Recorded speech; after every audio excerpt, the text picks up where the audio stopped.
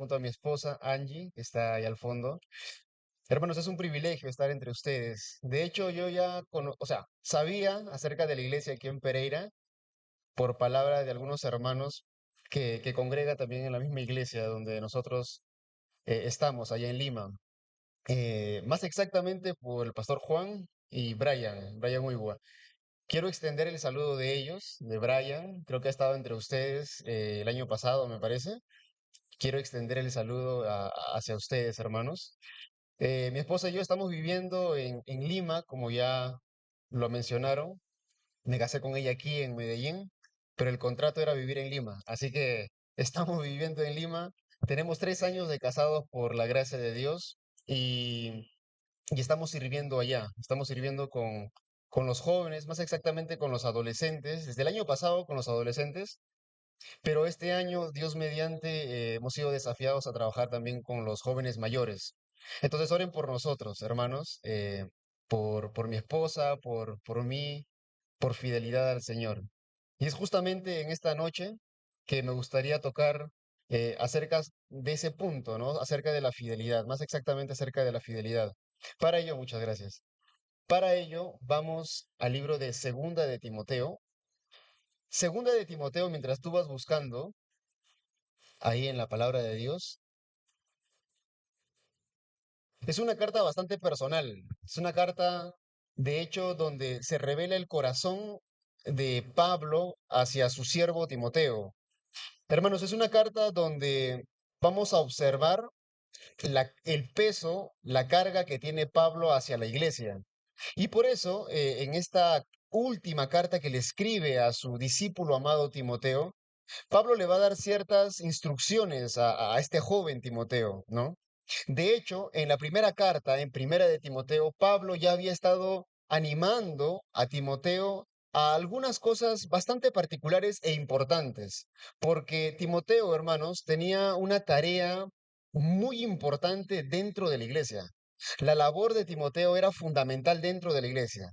No sé si ustedes recuerdan que en la primera carta a Timoteo, Pablo le dice a su siervo Timoteo, a su discípulo amado, que mande a que no enseñen diferente doctrina. ¿Recuerdan ese versículo? Por esta causa te dejé en Éfeso cuando fui a Babilonia, para que mandases a algunos que no enseñen diferente doctrina. O sea, Timoteo tenía una labor de cuidar muy bien, mandar a que no enseñen una doctrina diferente.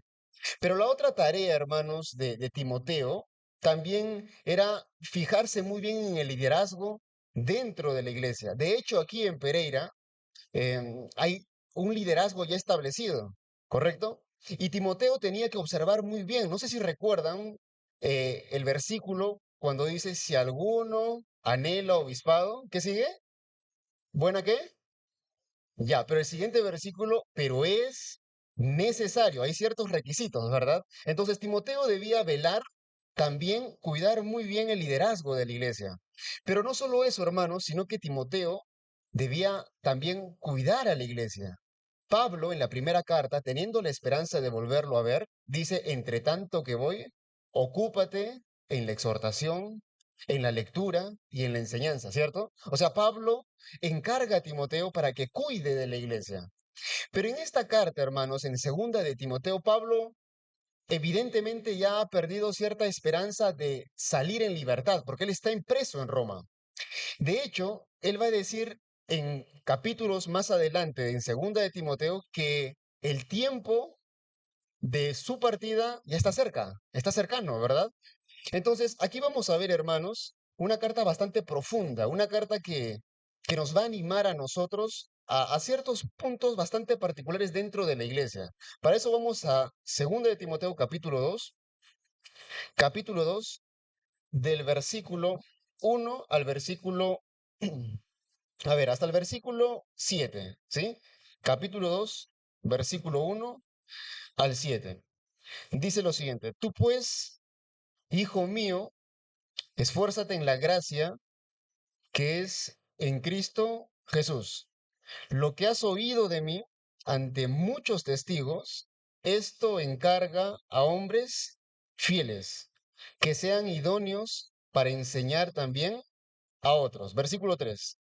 Tú pues sufre penalidades como buen soldado de Jesucristo. Versículo 4. Ninguno que milita se enreda en los negocios de la vida, con la finalidad de agradar a aquel que lo tomó por soldado. Versículo 5. Y también el que lucha como atleta no es coronado, sino lucha legítimamente. El labrador, para participar de los frutos, debe trabajar primero. Y el último versículo lo leemos todos juntos, a la cuenta de tres. Uno, dos y tres. Considera lo que digo, y el Señor te dé entendimiento en todo. Vamos a orar, hermanos, y dejar este tiempo en las manos del Señor. ¿Oramos? Amado Señor, te damos muchas gracias por tu palabra. Señor, gracias por el privilegio que tenemos de abrirla y estudiar de ella. Señor, en esta noche queremos rogarte que abras nuestros ojos para que, como dice el salmista, mirar las maravillas de tu ley. Permítenos disfrutar del banquete de tu palabra, Señor. En el nombre de Jesús. Amén. Bien, hermanos, este pasaje es muy impactante. ¿Saben por qué? Porque aquí Pablo le va a decir por primera vez, no lo vas a encontrar en otro pasaje hacia Timoteo, le va a decir Pablo que se esfuercen. Miren el versículo 1. Tú pues, hijo mío, ¿qué le dice? Esfuérzate. Es la única vez que nosotros vamos a encontrar en este pasaje donde Pablo le dice de manera específica a Timoteo que se esfuerce. Esta palabra esforzarse, hermanos, no es la misma cuando nosotros leemos en el libro de Josué, esfuérzate y sé valiente, ¿correcto? Esta palabra de esforzarse no es así, tiene una connotación bastante particular, distinta a las demás. Pero no solamente le va a decir que se esfuerce, sino que le va a hablar acerca de la gracia. Miren aquí, tú pues, hijo mío, esfuérzate ¿en qué? En la gracia. Pablo ya le había hablado a Timoteo acerca de la gracia. De hecho, Pablo sabía perfectamente qué se refería o sabía perfectamente qué significaba la gracia. Por ejemplo, no sé si ustedes recuerdan, hermanos, no sé si ustedes recuerdan, cuando Pablo empieza a hablar a la iglesia de Corinto y les dice lo siguiente, yo soy el menor de todos los apóstoles, ¿correcto? Pero por la gracia de Dios, o la gracia de Dios fue más abundante. De hecho, Pablo también va a decir, por la gracia de Dios, soy lo que soy. O sea, Pablo sabía qué significaba la gracia porque él lo había vivido en carne propia. Pero en este pasaje, hermanos, esforzarse en la gracia, como les comento, tiene una connotación muy particular, porque no habla de un esfuerzo humano, no habla de algo que parte de nuestras fuerzas. Todo lo contrario, lo que Pablo le está diciendo aquí es lo siguiente, Timoteo, no dependas de ti mismo. Eso es lo que le está diciendo Pablo a Timoteo, esfuérzate en la gracia, o sea que no depende de ti. Timoteo, no dependas de tu juventud, no dependas de tu experiencia, no dependas de tu conocimiento, no dependas incluso de tu influencia. Vive la vida cristiana por gracia, dependiendo absolutamente de Dios. Justo ahorita mi esposa me acaba de preguntar, ¿cómo te sientes? Y yo, uy, uy, uy, que me están temblando los pies. Porque, hermanos, no depende del esfuerzo, no depende del conocimiento, no depende de mi experiencia, no depende de nada. Depende únicamente de la gracia de Dios, del poder de Dios que actúa en nosotros. Eso significa esforzarse en la gracia. Y Pablo le va a decir precisamente esto a su siervo, a su hijo amado, Timoteo. Qué bonito es cuando un padre le dice a su hijo, mira, tienes que confiar no en ti, no confíes en ti, confía en lo que Dios puede hacer en ti. ¿Me entienden? ¿Entienden la diferencia, hermanos? ¿Entienden la diferencia? Pero hoy en día cuando tú sales, el primer eslogan que tú lees es confía en ti mismo. De hecho, Pablo también le va a decir, ten cuidado de ti mismo.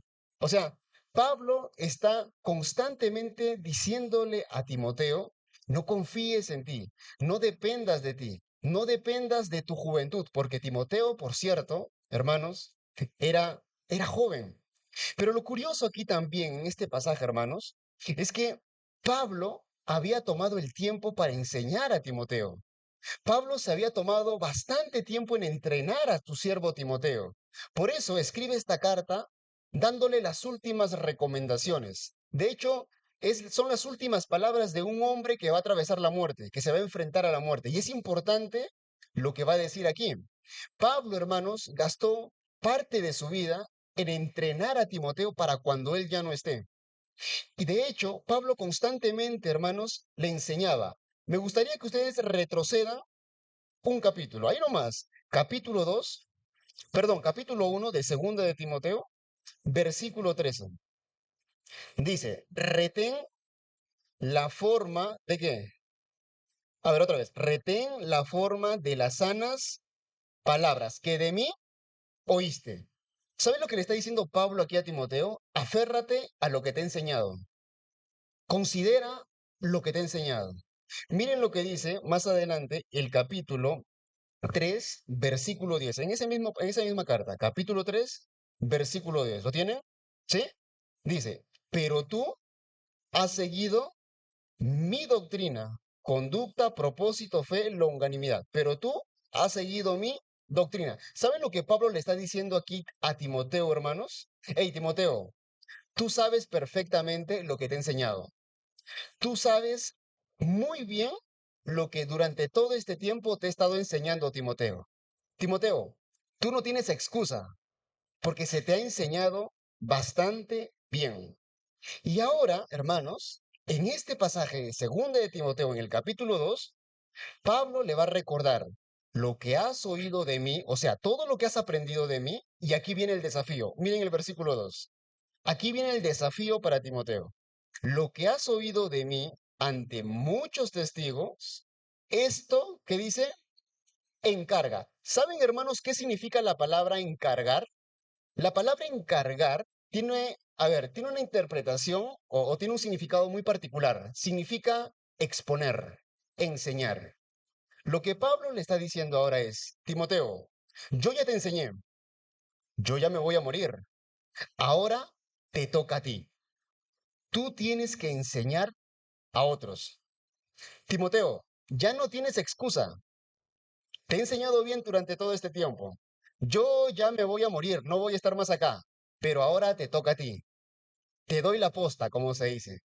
Te corresponde. Ese es el desafío ahora que Timoteo tiene dentro de la iglesia, enseñar a otros. Hermanos, ustedes no se imaginan, a mi esposa cuando converso sobre esto, no se imaginan cuántas veces yo me he preguntado, ¿por qué Timoteo? ¿Por qué Pablo eligió a Timoteo? ¿Acaso será que cuando Pablo vio a Timoteo dijo, este joven es muy bueno para el liderazgo? ¿Acaso será que Timoteo tenía el mismo temperamento que Pablo, la fuerza de Pablo? ¿Acaso será que Timoteo tenía la experiencia para poder trabajar junto a Pablo? Yo me hice esas preguntas y la verdad, hermanos, es que no. Timoteo no era nada de eso. De hecho, yo te voy a decir algunas cualidades de Timoteo. Primero, Timoteo era bastante joven, no tenía experiencia. Por eso, Pablo le escribe a Timoteo en la primera carta y le dice, ninguno tenga en poco tu juventud. Miren, Timoteo era bastante joven, inexperto. Dos, otra característica de Timoteo. Miren, Timoteo, hermanos, era muy tímido, era bastante tímido. Y Pablo, en la primera carta, le va a animar, no te avergüences, ánimo, tienes que estar ahí, sigue en la carrera, no te amilanes, sigue hablando del Señor. Pablo le va a animar a Timoteo. Pero no solamente era joven, era tímido, sino que, hermanos, Timoteo, era una persona enfermiza. En la primera carta, Pablo le va a escribir o le recomienda que ya no tome agua, sino, ¿por qué? Por sus constantes enfermedades, ¿verdad? Pablo nota que Timoteo era una persona, un joven enfermizo. Considerando todas esas características, yo creo que Timoteo era el menos indicado para acompañar a Pablo en un trabajo tan duro, ¿cierto? De hecho, Timoteo era la persona menos seleccionada o caracterizada para que asuma este desafío, que es enseñar a otros. La pregunta es, hermanos, ¿qué es lo que tenía Timoteo? Hay algo muy particular, hermanos, que Timoteo tenía. Cuando Pablo escribe a la iglesia en Corinto, Pablo da una referencia de Timoteo. Qué bonito es esto, ¿no? Que Pablo escribe sobre Timoteo y dice, yo lo voy a parafrasear, pero dice más o menos en el capítulo 4 lo siguiente, les envío a Timoteo, mi siervo, pero lo que dice de él es muy bonito, dice, fiel en el Señor. ¿Saben? Timoteo tenía una característica muy particular, hermanos. Si bien es cierto, era joven, tímido, enfermizo, no tenía experiencia, pero era una persona fiel. Era un hombre fiel. Y hermanos, en esta noche, queda poco tiempo, casi media hora, voy a, em, voy a ser lo más claro posible para poder hablar acerca de tu fidelidad y mi fidelidad en el Señor. ¿Cuáles son las características de una persona fiel? ¿Cuáles son las características de un hermano que asiste aquí a la congregación en Pereira fiel? ¿Acaso la fidelidad es importante para Dios? ¿Acaso nuestra fidelidad Dios lo está observando desde su trono? Bueno, la verdad, hermanos, es que sí. Dios está muy atento a nuestra fidelidad. De hecho, Timoteo no era la única persona fiel. Habían muchos, como Tíquico, Epafras, Onésimo, Silvano, muchos hombres fieles. Pero Timoteo era un hombre fiel. ¿Qué podemos decir de la fidelidad? Hermanos, cuando uno se acerca a la palabra fidelidad, la primera definición es lealtad. Si tú vas al diccionario, vas a encontrar que la primera definición para fidelidad es lealtad. Pero la segunda definición para la palabra fidelidad es exactitud en la ejecución de algo. Es decir, que si alguien te manda a limpiar todo esto, ¿verdad? Voy a ser fiel en limpiar absolutamente todo. ¿Correcto? Exactitud en la ejecución de algo. ¿Qué dice Dios al respecto sobre la fidelidad? En primer lugar, hermanos, Dios está interesado en que tú y yo seamos fieles. Dios está muy interesado en nuestra fidelidad, sí o sí. ¿Saben lo que dice Salmos? Mis ojos pondré sobre los fieles de la tierra. Tremendo, tremendo lo que dice. ¿Sabes lo que dice Crónicas? Dice que los ojos de Jehová están por todo el mundo, buscando a aquellos que tienen corazón perfecto, fieles para con Él. Dios está, hermanos, muy interesado en tu fidelidad de manera muy particular. Pero ¿acaso será que la fidelidad o la infidelidad es pública? ¿Qué piensan ustedes? Mire, la fidelidad o infidelidad al Señor, hermanos, es pública, es muy notoria. ¿Tú quieres saber si una persona es fiel o infiel al Señor?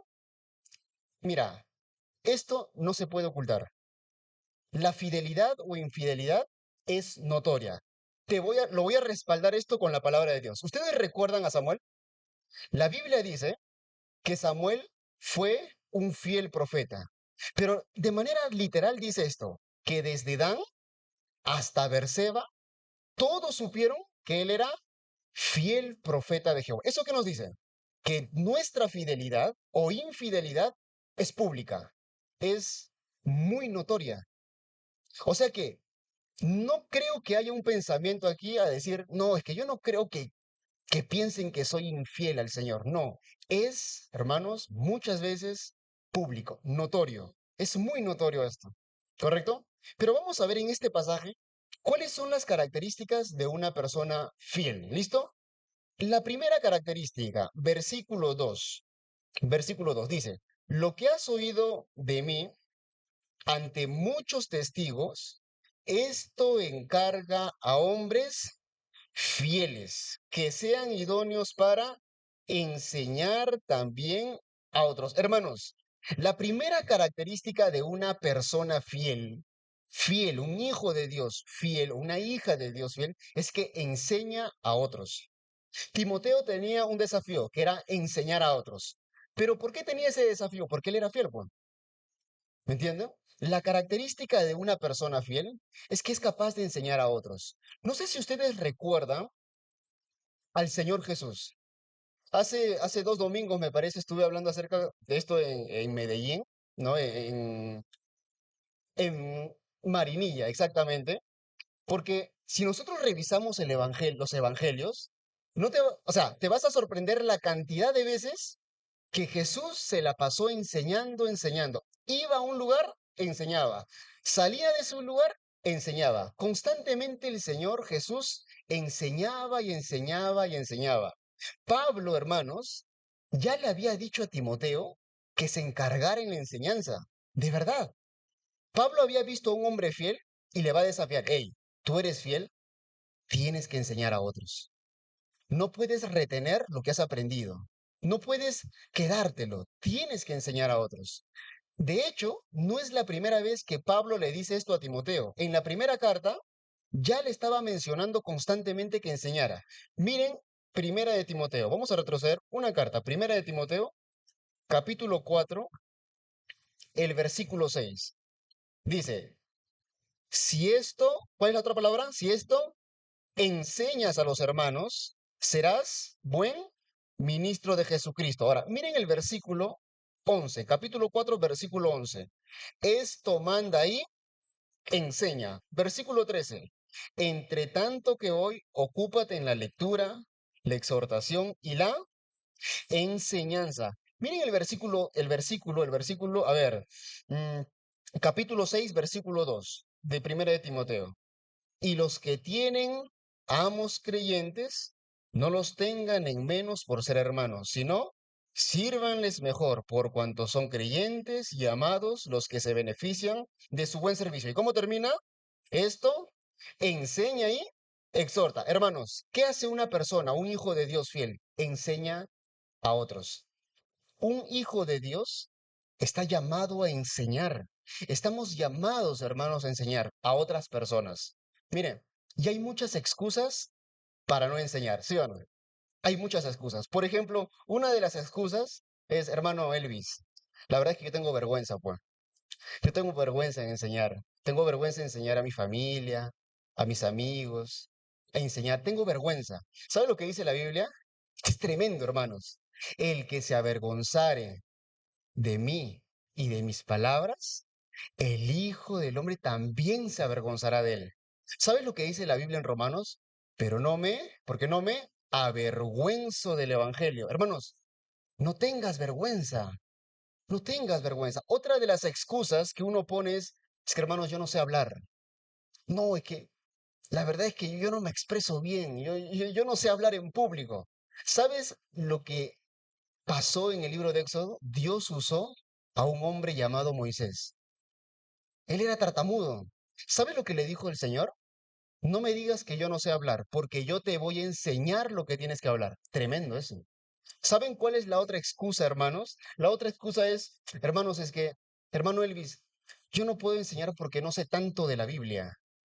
No sé, sé poco de la Biblia, hermano. No sé tanto, o sea, no he estudiado tanto en un seminario, en un instituto bíblico. No sé tanto de la... Pero tú recuerdas en el libro de Hechos a un personaje llamado Apolos.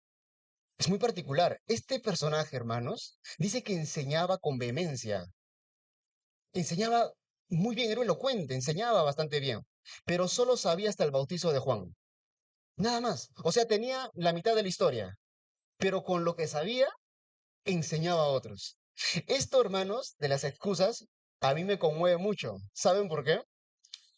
Porque yo fui el primero en, en entregarle mi vida al Hijo de Dios. Yo fui el primer cristiano en mi casa. Yo tengo dos hermanas menores, pero yo fui el primero. Mi hermana estaba pequeña, tenía 5 añitos, yo tenía 11 años o 12 años cuando empecé a escuchar acerca del Evangelio, cuando me hablaron de Jesús. Yo a los dos, yo empecé a orar, orar, orar, orar, porque me dijeron, ora por tu mamá, ora por tu papá, para que vengan a la iglesia, para que conozcan el Evangelio. Yo empecé a orar a los 12 años, no sé cómo, pero yo oraba. No lloraba, oraba, ¿ya? Oraba por mi mamá y por mi papá. Hasta que insistiendo a mi mamá, le dije, mamá, vamos a la iglesia, acompáñame, porque todos están yendo acompañados por sus papás, pero menos yo, soy el único con mi hermana. Mi mamá me dijo, solo te voy a dar una hora. Una hora nomás voy a estar en la iglesia. Así que, ya sabes, pasa la hora, me voy. Si quieres, te quedas solo. Hermanos, bastó una sola hora para que ella entienda el evangelio. A los 2 años seguíamos orando con mi mamá. Ahora éramos tres: mi hermanita, mi mamá y yo, orando por mi papá.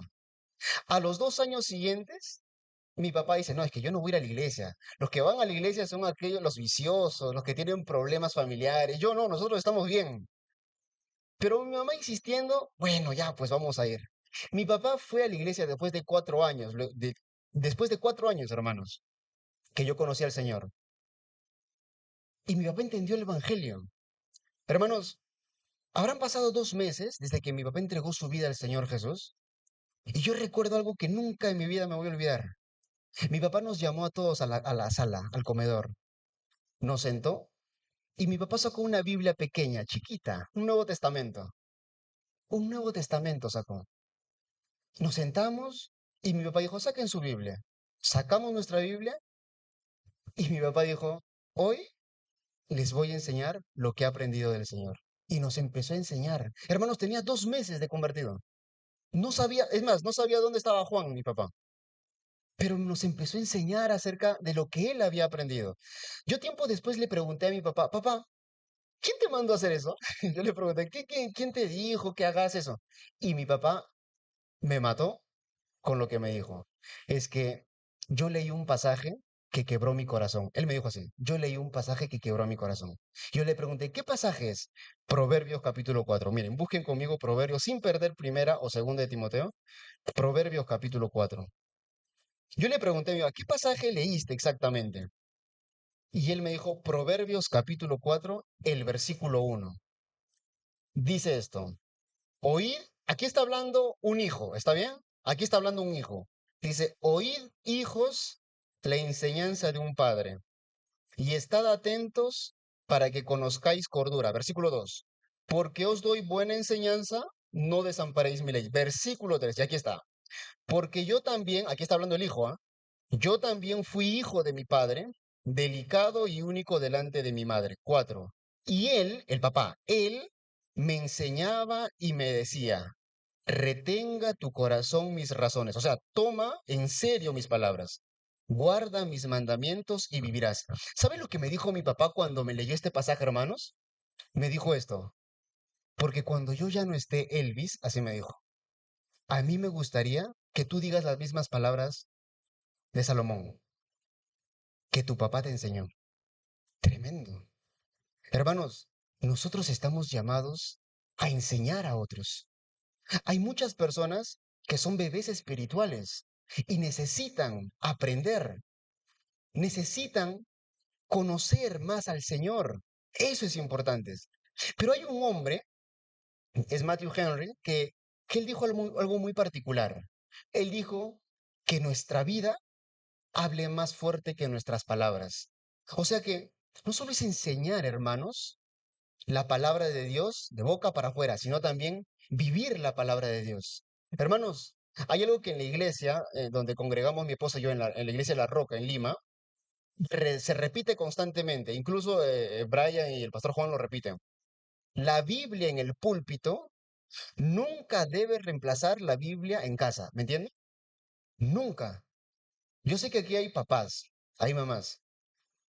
Lo que se enseña aquí en la iglesia nunca debe reemplazar la responsabilidad que usted y yo tenemos para enseñar en casa. Hermanos, estamos llamados a enseñar. ¿Saben lo que dice de las mujeres Tito en el libro de Tito? Que son maestras del ejemplo. Qué bonito es eso. Que enseñan a las más jóvenes, que son maestras del bien. Qué bonito calificativo. Que son mujeres que enseñan también a otras mujeres.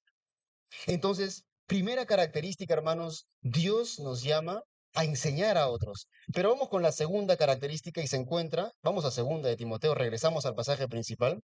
Segunda de Timoteo, versículo 3. Tú pues sufre penalidades como buen soldado de Jesucristo. Justo cuando estaba en las alabanzas, habló acerca de esto, de sufrir por causa del Señor. Yo cuando estudié este pasaje, hermanos, a mí me animó mucho.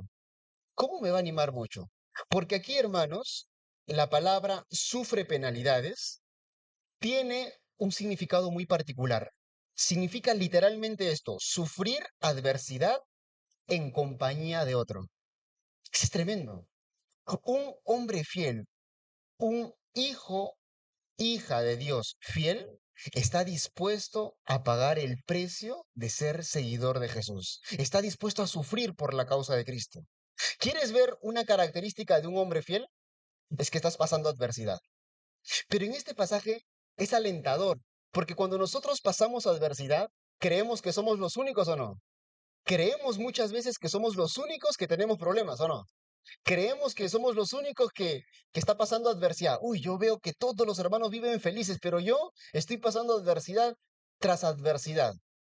Pero aquí la Biblia dice, sufrir penalidad significa sufrir adversidad en compañía de... Hay otros hermanos que, al igual que tú, están pasando adversidades. Yo sé que en este momento hay hermanos en medio de nosotros que están pasando adversidades. Quizás tienen un hijo que no quieren saber nada de Dios.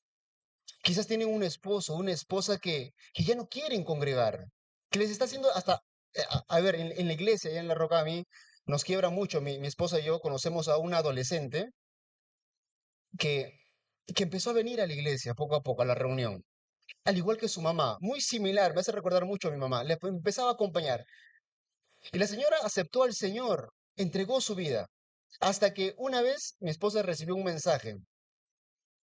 Esta hermana decía, por favor, oren por mí, porque mi esposo me ha dado una alternativa, una de dos, dejo de ir a la iglesia o se divorcia de mí. Tremendo, tremendo. Hay personas que la están pasando mal en estos momentos, por la causa del Señor, por ser fieles a Él. Hermanos, ¿saben? ¿Ustedes recuerdan lo que pasó Pedro y Juan? La Biblia dice en el libro de Hechos que ellos fueron llevados y fueron azotados, ¿ya? Fueron azotados. Y de hecho, hermanos, no solamente fueron azotados, sino que los amenazaron. Les dijeron, hey, Pedro y Juan, si tú continúas, ustedes continúan hablando de Jesús, de hecho, van a morir. Cuando salieron Pedro y Juan, luego de haber sido azotados, ¿saben cómo salieron? Ellos dicen, la Biblia dice que se sintieron dignos de sufrir adversidad por el Señor. Ellos dijeron, qué honor sufrir adversidad por el Señor, porque no hay nada que se compare a lo que Cristo sufrió por mí. ¿Me entienden esto? Qué honor sufrir por la causa de Cristo. Qué honor. Yo lo digo desde este momento, hermanos, desde aquí. Pero cuando uno está en medio de la adversidad, solo queda una cosa, depender absolutamente de Dios. Un hombre fiel está dispuesto a pasar adversidad, dispuesto a ser fiel al Señor en plena adversidad. Hermanos, hay un escritor, ¿ya? Que ahorita les voy a decir. Él tenía, creo que más de 3 hijos, y él predicaba en las plazas. Y las autoridades le tomaron y le dijeron, mira, te vamos a dar la última advertencia. ¿Dejas de hablar de Jesús o vas a pasar el resto de tu vida en la cárcel? ¿Y saben lo que dijo él? Él dijo, si el día de hoy ustedes me meten a la cárcel, no me meten a la cárcel, si ustedes no me meten a la cárcel, deben saber que esta tarde voy a estar en la plaza predicando de Jesús. A este hombre lo llevaron a la cárcel. Pasó alrededor de 10 años en la cárcel. Y en esos 10 años, lejos de su familia, empezó a escribir una obra tremenda, El progreso del peregrino. ¿Lo conocen? Tremendo, tremendo. Sufrir por la causa de Cristo.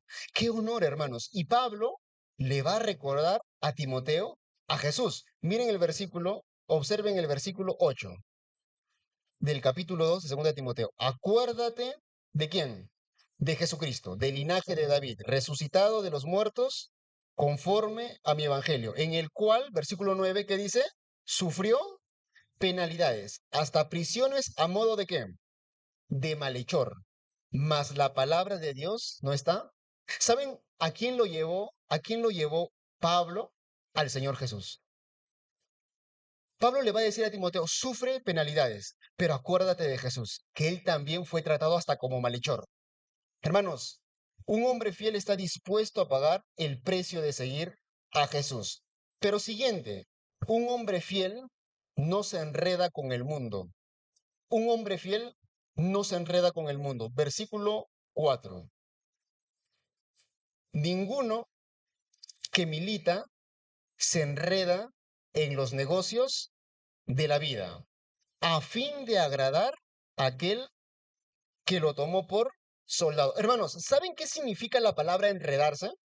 La palabra enredarse, hermanos, significa lucrarse, significa transar, hacer trenzas, involucrarse. Pablo le va a decir esto, ojo Timoteo, ninguno que milita se enreda, se involucra con el mundo. Hermanos, ¿tú quieres ver a una persona fiel? ¿Quieres ver, quieres ser fiel al Señor? No te enredes con el mundo. No te involucres con el mundo. No ames aquello que Dios aborrece. ¿Me entienden eso? No ames aquello que Dios no aprueba. El mundo, hermanos, es muy sutil. El mundo muchas veces ha entrado a la iglesia de manera muy sutil, a, a dañarnos de verdad la santidad que nosotros debemos profesarle a nuestro Señor. Hermanos, no debemos amar lo que Dios aborrece. Primera de Juan dice, no améis al mundo ni las cosas que están en el mundo, ¿verdad? Porque todo aquel que ama el mundo, el amor del Padre no está en él, dice en otro pasaje. Mira, si tú estás observando que una persona está amando al mundo, yo te voy a hacer algo, voy a ser muy directo con esto según lo que veo en la palabra de Dios. Si tú estás amando al mundo, evalúa muy bien si eres un hijo de Dios. ¿Entienden esto? Evalúa muy bien, porque un hijo de Dios no ama al mundo, ni las cosas que están en el mundo. Y hermanos, amar al mundo no solo es el alcohol. Amar al mundo no solo son las drogas, amar al mundo no solamente son las fiestas, las groserías, esas cosas son externas. Amar al mundo, la mundanalidad, hermanos, ¿saben dónde empieza? En el corazón. La mundanalidad, hermanos, empieza en el corazón, cuando estamos enfocados en aquellas cosas que no son eternas. Ahí empieza la mundanalidad. ¿Sabes lo que Pablo le dijo a Timoteo, dijo sobre Timoteo? Miren lo que Pablo dijo de Timoteo, ¿ah? A ninguno tengo como él, como Timoteo, porque todos buscan lo suyo, pero Timoteo busca lo que es de Cristo. Tremendo. ¿Saben lo que dice la palabra de Dios? Poned los ojos en las cosas de arriba. Tremendo esto, hermano. Hermanos, no amemos al mundo. Un hombre fiel, una mujer fiel, no ama al mundo. Quizás esta noche sí es muy importante para que nos evaluemos si estamos amando o no al mundo. Hoy es la oportunidad para cortar con eso. ¿Qué hemos visto hasta este momento? Un hombre fiel, una mujer fiel, enseña a otros. Un hombre fiel está dispuesto a pasar adversidades por el Señor. Un hombre o una mujer fiel al Señor no se enreda con el mundo. Pero también vamos a ver que un hombre fiel o una mujer fiel vive de acuerdo a la ley del Señor, vive de acuerdo a la palabra de Dios. Versículo 5. Y también el que lucha como atleta no es coronado si no lucha legítimamente. Yo te lo voy a leer en otra traducción. Dice, asimismo, ningún atleta puede obtener el premio a menos que siga las reglas. ¿Saben cuáles son las reglas para ti y para mí? La palabra de Dios. Hermanos, no existe absolutamente, que esto que quiero que quede clarísimo para ustedes, hermanos.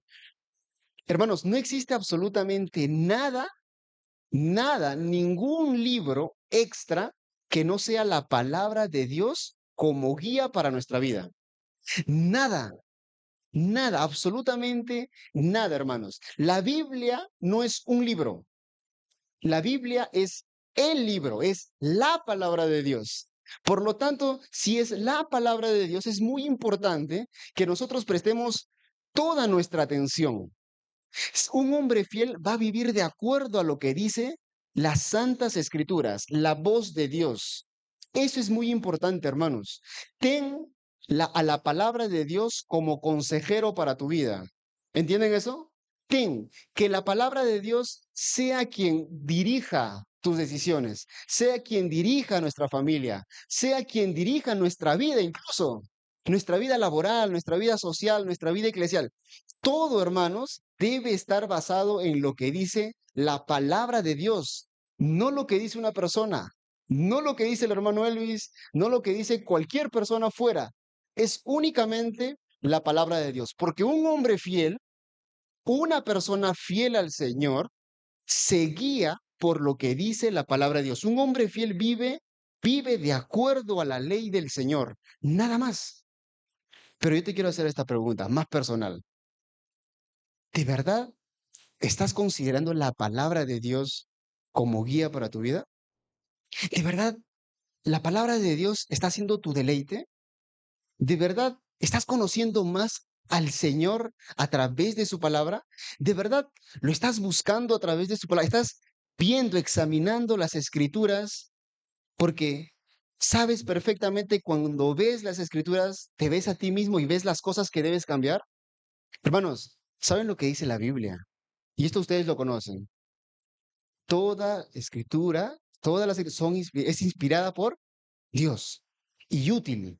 ¿Y útil para qué? Para enseñar. La palabra de Dios me enseña. Hermanos, yo llevo 3 años de casado y sé que algunos de ustedes me llevan mucha ventaja. Yo tengo que aprender también.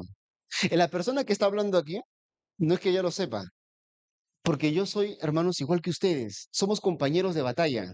Tengo que aprender del Señor más. Es útil para enseñar, pero también la palabra de Dios, hermano, nos corrige.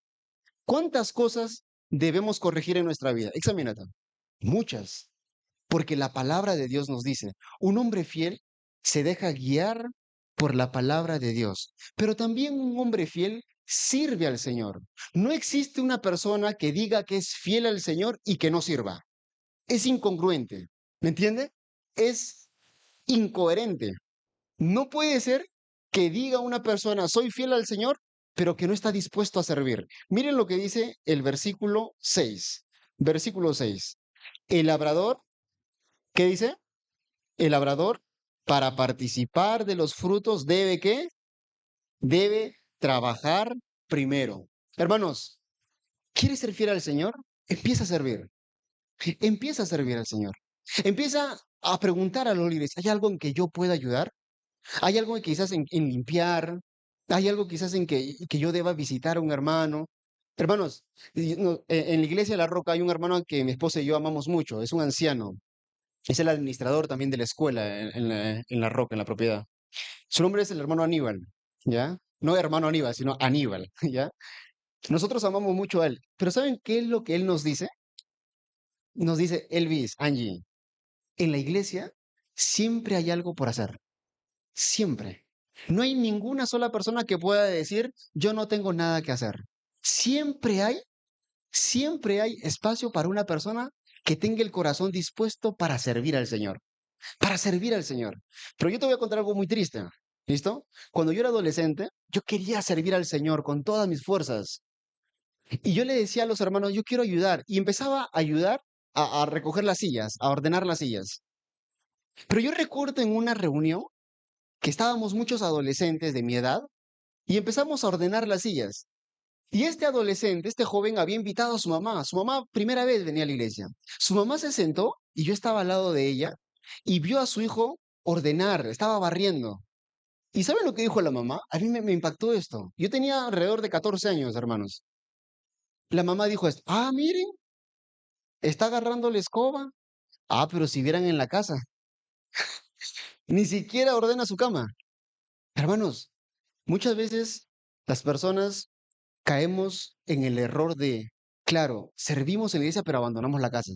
¿Sabes dónde empieza el servicio, hermanos? En casa, en casa, en casa. Horas antes de que el Señor Jesús sea crucificado, estaba con sus discípulos y tristemente ellos estaban peleando. ¿Quién iba a ser el primero? ¿Saben lo que hizo el Señor Jesús? Agarró una toalla y un lebrillo y empezó a lavar los pies. Y les dijo algo que quedó marcado seguramente en ellos. Yo, siendo el Señor y Maestro, he lavado vuestros pies, ustedes también hagan lo mismo.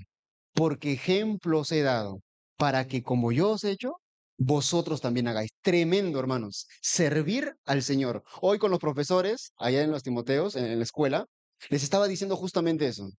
Es importante que seamos siervos. Ninguno tenga un concepto más elevado que el otro, sino que seamos siervos. Dios está buscando siervos. Un hombre fiel, una mujer fiel, sirve al Señor. Pero por último, hermanos, un hombre fiel y una mujer fiel considera el consejo. Versículo 7. Versículo 7. Dice, considera lo que te digo y el Señor te dé entendimiento en todo. ¿Sabe lo que Pablo le está diciendo a Timoteo? Timoteo, considera los consejos que te estoy dando. Es la última carta que escribe a Timoteo. Timoteo, considera todo lo que te estoy diciendo. ¿Saben, hermanos, cuán importante es considerar el consejo de personas maduras? Es muy importante. Quizás hay personas que te están aconsejando a que tú debes cortar con ciertas cosas, que tú debes cambiar en ciertas áreas de tu vida. Y son personas que quieren lo mejor para ti. Pero ¿saben qué es lo que nuestro orgullo corazón nos dicta? ¿Pero por qué se tiene que meter en mi vida? Ah, pero ¿acaso no ve a otros? A otros sí, pero en cambio a mí. eh, ¿Me entienden? Hermanos, un hombre fiel, una mujer fiel a Dios, considera el consejo. ¿Saben lo que dice Proverbios? Proverbios dice, pobreza y vergüenza el que menosprecia el consejo. Tremendo, Proverbios 13:18. Pobreza y vergüenza el que considera el consejo. Tremendo. Y Pablo le va a decir justamente esto a Timoteo. Considera lo que te estoy diciendo. Hermanos, antes de casarme con mi bella esposa, yo recibí muchos consejos. Mi esposa es testigo. Muchos consejos por parte de mis líderes. Y la mayoría de esos consejos, ¿saben cuál era? Elvis, no hagas esto. No es que no me case con ella, sino, Elvis, lo que tú vas a hacer, lo que tienes planeado, no lo hagas. No lo hagas. Espérate. Espera en el Señor, tranquilo. Hermanos, la verdad es que a mí me daba bronca, pues. Porque yo decía, ya estoy sirviendo al Señor, estoy siendo fiel al Señor, pero me están diciendo que no. Me están diciendo tal, o sea, me están poniendo cosas que no. Elvis, tienes que asumir esta responsabilidad, pero, y me daban consejos, hermanos, pero en la gracia del Señor, mi esposa y yo recibimos consejos, muchos consejos, y hermanos, si nosotros no hubiésemos recibido esos consejos, yo creo que quizás ni siquiera estuviésemos casados. El Señor ni siquiera nos hubiese traído hasta aquí, hasta Pereira. Qué bueno es el consejo. Pero no cualquier consejo, sino el consejo debe partir en base a la palabra de Dios. El consejo no debe ser humano, sino es respaldado por la palabra de Dios. ¿Me entienden eso? ¿Entienden la diferencia? Hermano, es que estoy recibiendo un consejo, ¿pero de quién? Ah, de un compañero de trabajo. Y este es alcohólico, es vicioso. ¿Me entienden, hermano? Debemos recibir buenos consejos. Hay jóvenes aquí. Es importante que consideres el consejo de papá y mamá. Hay, es importante que consideres el consejo de los líderes. Considera, evalúa, ora al Señor y que nos dé un corazón dispuestos a escuchar. Y yo creo que en esta noche todos tenemos el deseo de ser hombres, mujeres fieles al Señor. Creo que todos anhelamos aquí que cuando estemos en la presencia del Señor, Él nos diga, bien, buen, siervo fiel. Siervo fiel. Esa es la característica. Hermanos, estamos llamados a ser fiel al Señor. ¿Qué decisión vamos a tomar en esta noche? Yo te invito a que podamos cerrar nuestros ojos y vamos a orar al Señor. Oramos al Señor. Señor, te damos muchas gracias por tu palabra. Señor, cuán interesado estás en que seamos fieles a ti. Señor, muchas gracias porque tú fuiste fiel hasta la muerte y muerte de cruz. Señor, queremos tener un corazón fiel a ti, queremos ser aprobados delante de ti. Gracias por este tiempo, gracias por los hermanos aquí. Señor, es mi oración por el liderazgo, es mi oración, Señor, que les dé sabiduría, que, que ellos puedan, Señor, ser temerosos de ti. Asimismo, te ruego por los hermanos que congregan, para que sean fieles, Señor, para que sean fieles hasta la muerte. Te amamos porque tú nos amaste primero, Señor. Y gracias por este tiempo. En el nombre de Jesús. Amén. Hermanos.